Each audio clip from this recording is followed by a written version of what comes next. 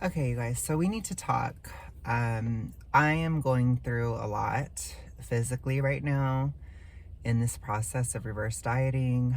I'm going to just say it again so it's clear. I'm going up 100 calories per week. I go up every Thursday. So today is Thursday and I'm going up. I have to say that 100 calorie difference, I felt it pretty fast last week. What I see a lot of, I'm going to take my glasses off actually. What I see a lot of is I see what I'm observing is my serotonin's going up. So this typically would happen when I would go on vacation as well. And what that feels like is it's like you get kind of disgusted. I want my glasses back on. You get disgusted, you get irritable, and you get kind of like the biggest thing I think within the topic of this is you're trying to regulate your appetite. It's kind of like how you form a new set point, basically. Or that's what your body's doing when it's increasing serotonin, because serotonin has a lot to do with appetite regulation. People don't talk about that very much, but it's a part of it. I do think in super morbidly obese people or people that have extreme hypothyroidism, people who are like super toxically ritualistic, they fry this signal in the brain. Basically, I think there's I have theories. I have so many theories about this stuff. I think there is such a thing as there could be serotonin tolerance in the brain. So it's like your serotonin is so high, or it could be that your serotonin becomes more peripheral and it goes more so in your body, which is not ideal. You don't typically want high serotonin peripherally. You want it to be in the brain, not in the body, because it just slows your metabolism, makes you fatter and all this stuff. But I think that process gets warped. And I've noticed since I've gotten out of the toxic ritualistic, since I started losing weight specifically, that process shifted where it's like serotonin became more in the brain and less in the body. And so that's why you can have higher serotonin in the brain symptoms like disgust, but you can also have withdrawal symptoms like weird tingling sensations and all that weird stuff in your body at the same time. So it's in twitches and things like that. So it's really weird. And again, I don't hear a lot of people talking about this type of stuff. I think people just ignore it or people don't pay attention. But I pay attention to it and I'm going to talk about it. And what does it cause when your serotonin goes up in the brain? It makes dopamine feel lower. And I've had some criticisms in terms of me talking about dopamine. People, somebody was like, don't you think you should think about how you're getting dopamine from food and blah, blah, blah. And it's like, honey, dopamine is a physical thing. It is physical. Dopamine is not woo or magic or something. It's it comes from something specific. It's it is a real life thing, is what I'm trying to say. It's very concrete. And because of that, it has building blocks, which perhaps are not as available when somebody is in a caloric deficit,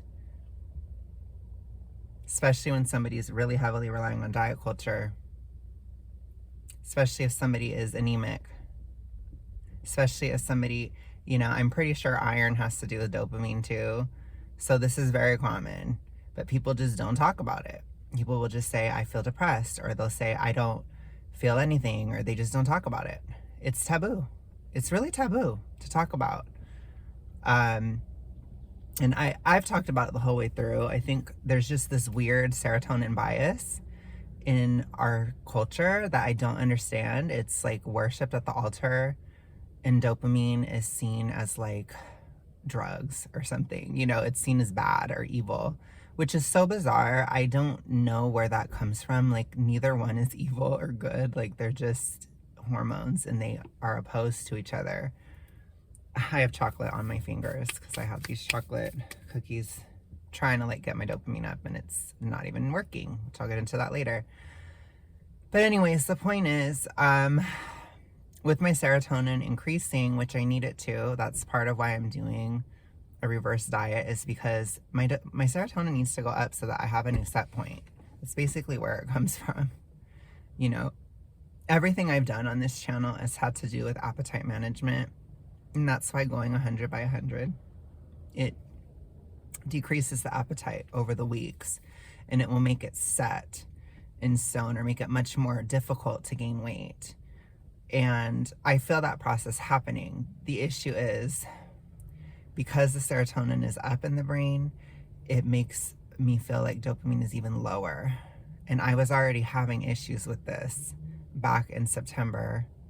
It was coming back, a lot of restlessness, a lot of these types of feelings, and that restlessness of September and like inability to speak clearly and stuff like that I was getting, like when I had my Britishy Georgie moment again, that has blossomed into depression and lack of motivation to get up in the morning. And it has blossomed into sleep cycle issues where I'm staying up very late again, having a hard time getting up in the morning, having a hard time finding meaning in anything, having a hard time, you know, there's a lot of nihilistic feelings and these kind of things. And I think a lot of people mistakenly get higher serotonin when they're like this. And it's like, no, that's going to make it worse. It's like you need dopamine, you need to go to the gym, you need to like get out and do something, or like you need to do, or you need to be like me and get out of the deficit, you know, period. And stay out. Like I need to get my stores up. I can't be doing this anymore. Which again, I think about it a lot and I'm just like, I feel like I waited too long. Like, and that's a horrible feeling to have. But I keep saying it to myself. But I'm just like, you know what? So be it. It's fucking happening. I'm doing this. It's going to get easier each week.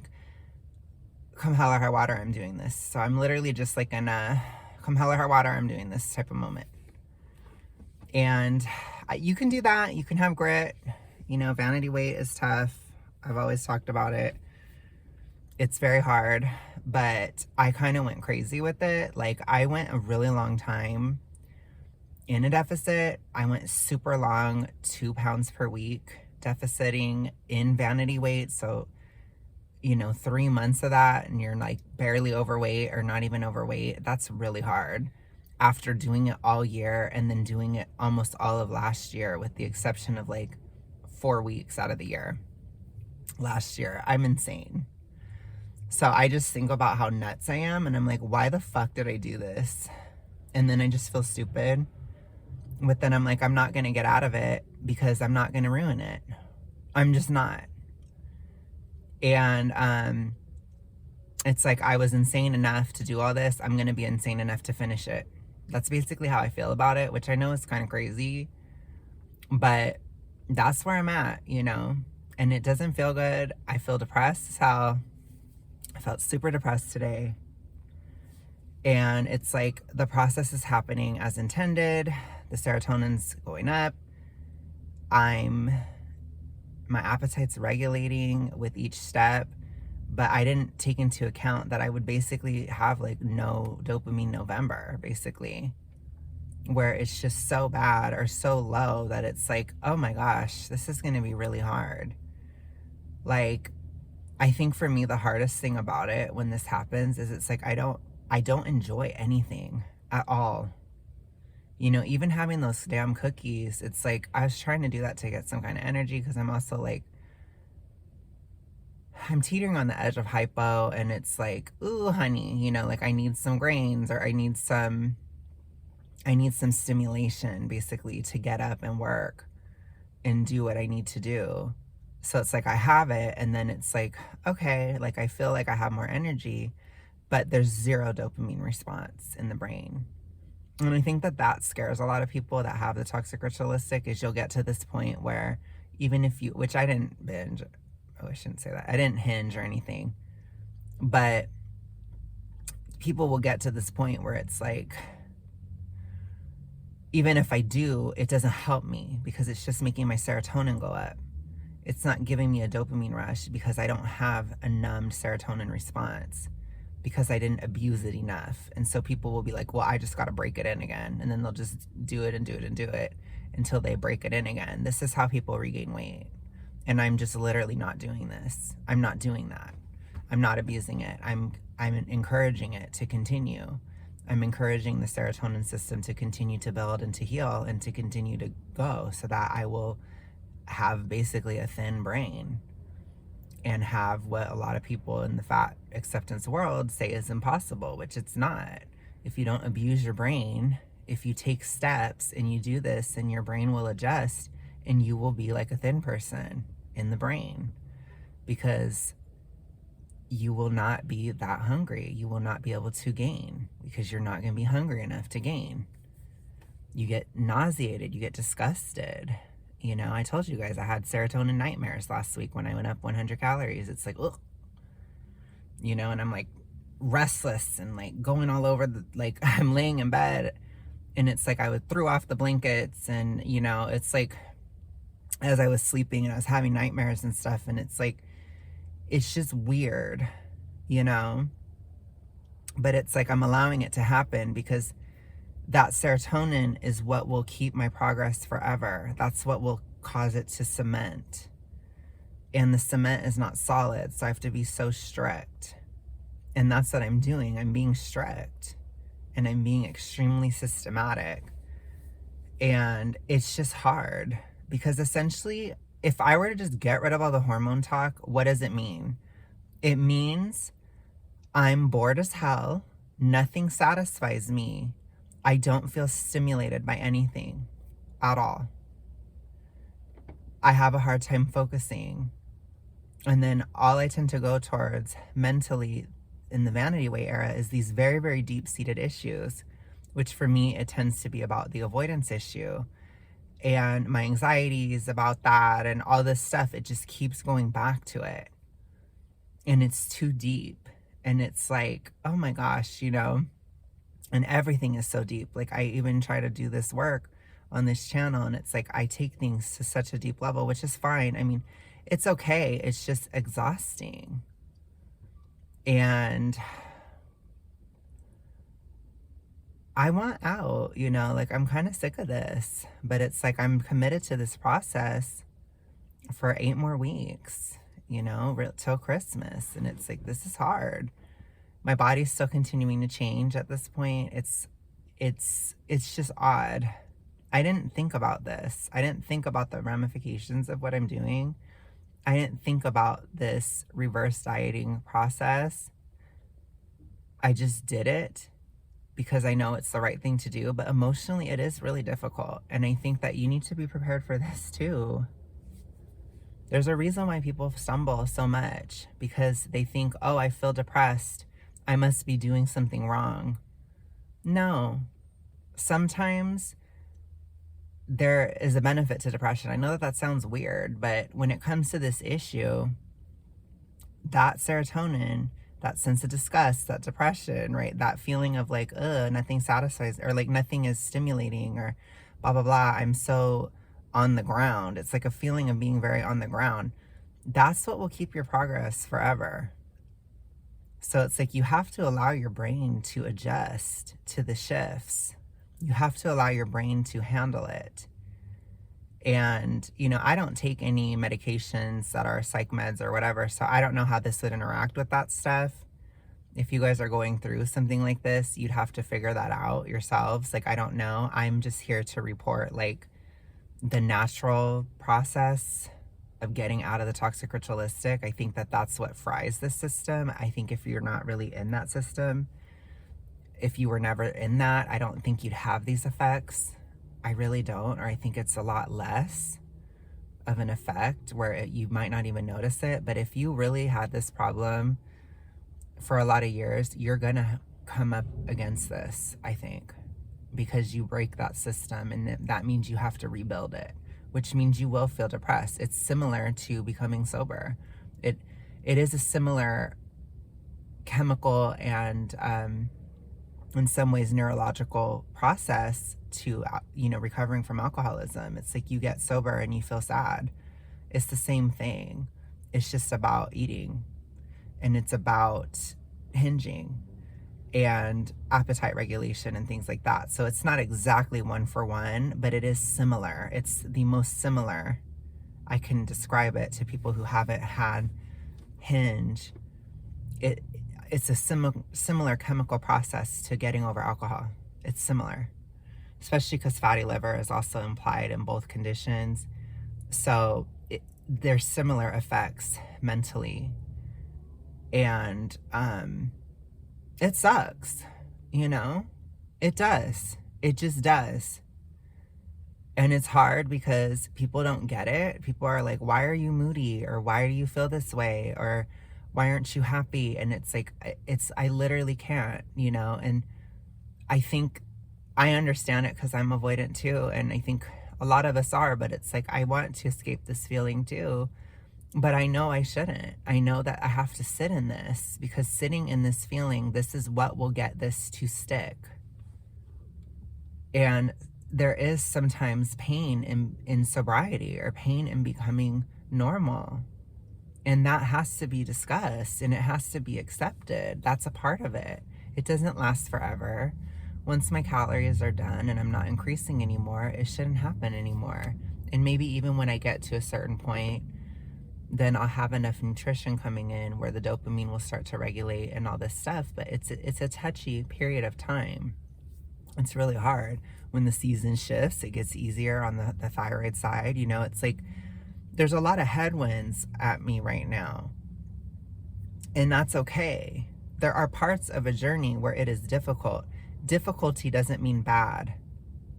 Feeling sad doesn't mean that something's wrong all the time. Sometimes it's okay to feel sad, you know, and I understand it can be overwhelming and all these things, but you have to like slowly do it, slowly adjust to it. I think a lot of times when people experience a resurgence in hinging, it's often because the hinging or the eating a lot of food, it raises serotonin. It makes the person more depressed, more guilty, more shameful. You know, these are all serotonin feelings. We don't talk about that side of serotonin enough. Serotonin has to do with satisfaction, it has to do with saying no. It's a no hormone. It's a conformity hormone. It makes you conform to the environment, which is fine. I mean, we all need it in balance, but it can be too high. And when it's too high, you can feel stifled, or you can feel disgusted all the time, or you can feel like stiff and just like, you know, like you can feel like that. And people don't talk about that side of it. We're always only talking about when it's too low, which when it's too low, that's when people act crazy. And you see a lot of fat activists, you know, whether it's that it is low in the brain, which it could be. I feel so like gross because I have that chocolate on my finger. It could be due to the serotonin signal being fried, similar to like an alcoholic. I think they'd have the same thing, where you don't have any inhibition, and that's bad. And then you can have too much if it's too high. But it's like sometimes if it's just you're in a high serotonin era, like when it comes to this issue, you have to let it happen, because it puts those barriers up, so where you're not going to eat that much because you can't, because you get grossed out. And people turn that grossed out signal in on their bodies, and they misinterpret it, or on themselves as a person rather than the food. Your body is not trying to give you serotonin to like be like, you're a disgusting person. Your body is saying, that food is too much. You're grossed out. That's normal. A normal person feels and they think of the food. They don't think of themselves. And you need to stop misapplying that. That's where the mental illness aspect comes in, because you're misapplying a signal. But I think that that's why it can become a loop where people are depressed because they're eating so much. They become more depressed, especially after being in a deficit, because your brain has to adjust, and they keep that cycle going. Because I think a lot of people don't talk about how sometimes we feel better in a time of restriction or in a time of reduction. Sometimes we feel better than when we're eating more. And that's what I'm experiencing. It's like a step back. And that's a very bizarre incentive, which for a lot of people that are not this will lead them to try to hinge to get a relief. But you have to break the system again in order to get that relief. Similar to probably hinge drinking. You have to kind of fry your brain, which I don't want to talk about that too much because I don't want to trigger anybody that has that issue, but it's a similar physical process. It's very similar. It's the most similar to this issue that I can compare it to. As I've always said, it's not the same thing as addiction. It's more complicated than that. It's more of a belief system, but there are still physical attributes to it that are similar to alcoholism. And I will say that too. So you're not totally crazy, but it is sobering and it's hard. It can be hard. And that's what I'm going through right now. It's hard, but it's like, honey, and then people will be like, you don't know what you're talking about. You're stupid. Okay, but I'm the one that's doing it. I'm the channel that's done this publicly. I'm the one that's still doing it. I'll be the one that keeps it off. And I'm going to talk about it because this is what it takes. And people are like, nah, nah, nah. Honey, I'm here for the person that has struggled with this issue for a long time that thinks it's impossible. This is why you feel like it's impossible to keep it off. I'm telling you right now. But it's not true. It's temporary. Pain is temporary. And in this case, that sobering, depressive feeling, it's also temporary. I'll talk to you guys later.